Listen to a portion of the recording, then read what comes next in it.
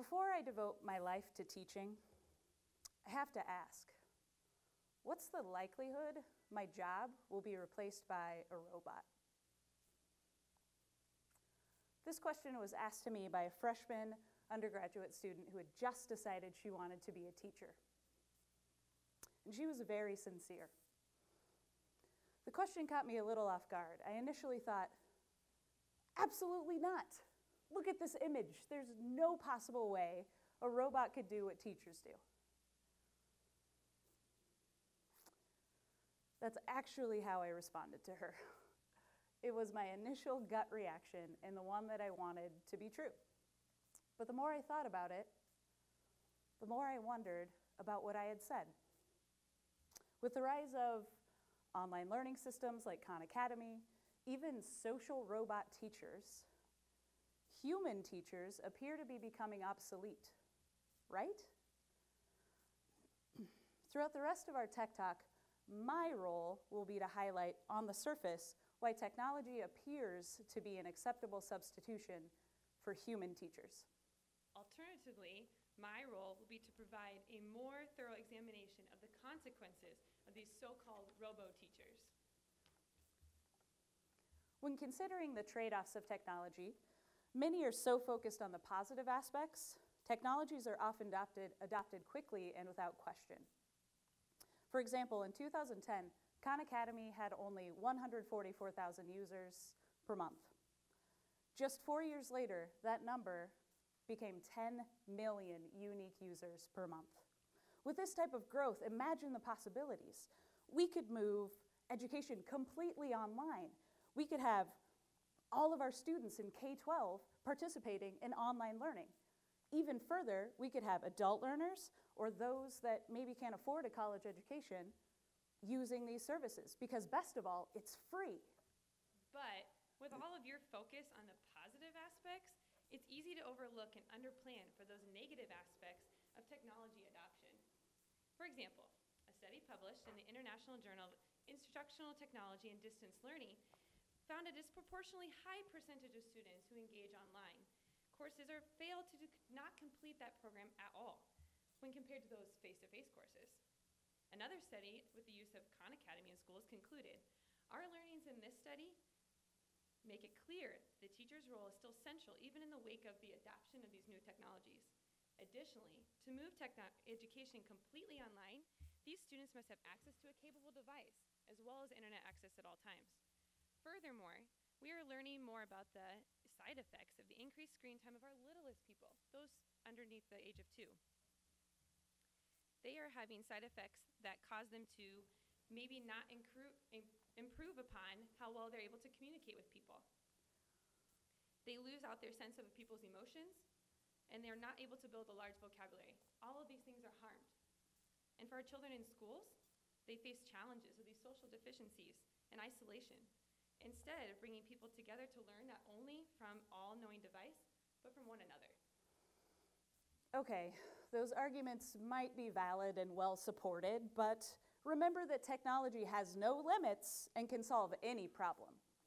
For example, engineers are attempting to capture and harness the beauty of social interaction and use these teaching robots with children. So far, these social robots have been used to teach songs, learn colors, even learn calligraphy. And in the business world, you can use social robots to plan your day, order you fast food, even watch over your home. Best of all, these social robots can read your emotions and interact with you accordingly. If engineers are successful in adapting social robots to K-12 classrooms, the potential benefits of robo-teachers could be limitless. Sorry to break it to you, but in reality, technology is limited in its ability to solve problems, and it even creates new ones. Consider the lack of love a robot can provide a human, or the absence of the human touch that's able to be received from that robot. Even the lack of empathy that we might feel from a robot compared to a human must be considered. For example, when investigating the online learning dropouts from before, it's believed that they were unsuccessful due to the lack of interpersonal connection and the accountability from that human teacher.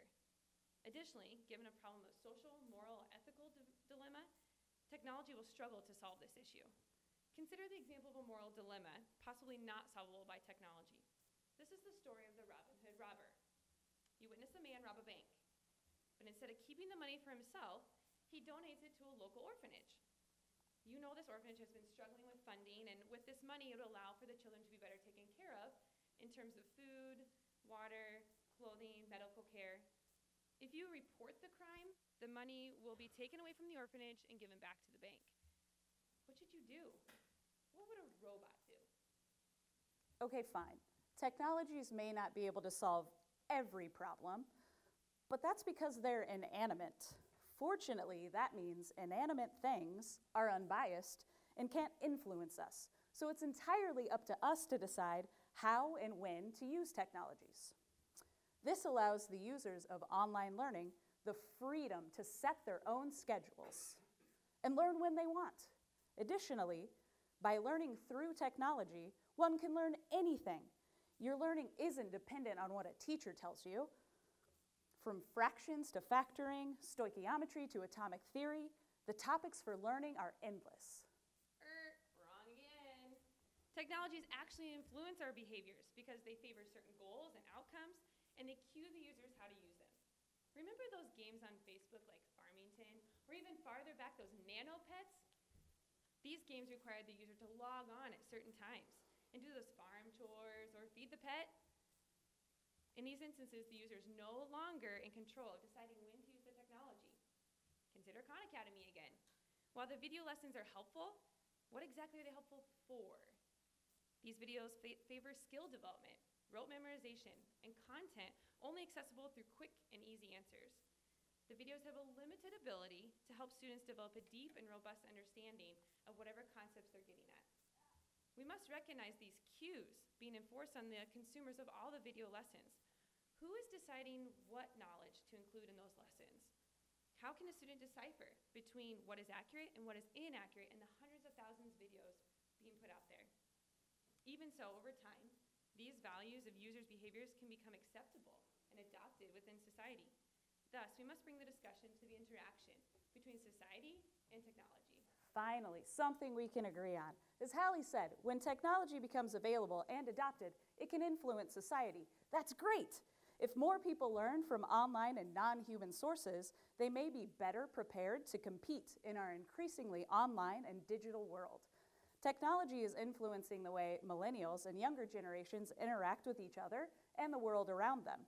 It is about time our educational system caught up with these increasingly digital demands. In short, learning from technology will change our society for the better. For the better? In reality, this interaction is a two-way street. Technology influences society, but the needs of society must also dictate how technology is used and adopted. The needs of society might include citizens who are critical thinkers and creative, or the emotional intelligence and human interaction or touch as key factors of relationships. Or furthermore, the deep conceptual understanding of content areas ranging from language to theoretical physics, mathematics, to the history of the Eastern world. These needs struggle to be met by placing the means of education in the cold and rigid hands of these devices. Okay, so Hallie and I have been misleading you a bit with this debate. We're actually on the same side, surprise. And we believe that much is lost when we replace teachers with technologies. In summary. So first, one thing that is lost is the access to education for all. Technology seems to make education more accessible for all, but only if the students have access to these devices as well as the internet. This creates an increasingly digital divide. Second, creativity. Lessons online are more formulaic in nature and provide less opportunities for teachers to respond to students' questions and interactions. The genuine creativity of students is stunted by these pre-planned and highly structured online lessons. Third, critical thinking. Employing crucial conversations that are explicit and reflective in nature between students and teachers is more difficult in these online settings. Without receiving immediate feedback that a regular conversation would provide, students are more likely to stay in tune, and they will only remain at a surface level of this content. Fourth, ethical and moral decisions. A robot would not be able to model appropriate ethical and moral decision-making for students. And when faced with an actual social, moral, or ethical dilemma, such as an active shooter situation, how would a robot respond to ensure our students are safe? And finally, social and human interaction. The lack of interpersonal connection and accountability experienced in online settings is believed to lead to the disproportionately high numbers of students failing in these online settings. They may not even complete their online programs at all.